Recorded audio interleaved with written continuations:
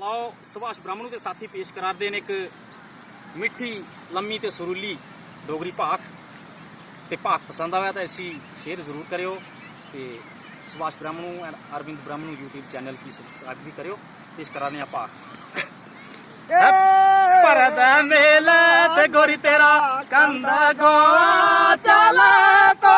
मेरे पिंडे दिया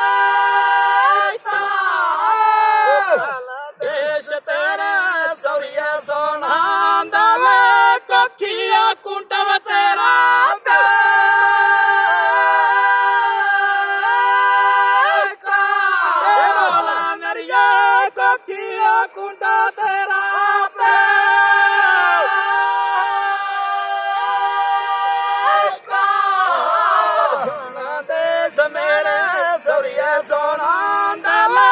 पश्चिम देश मेरा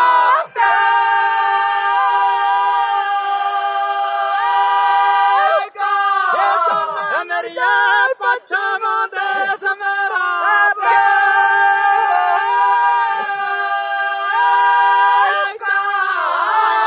परदेसिया चली जे जाना सुखी बस बनी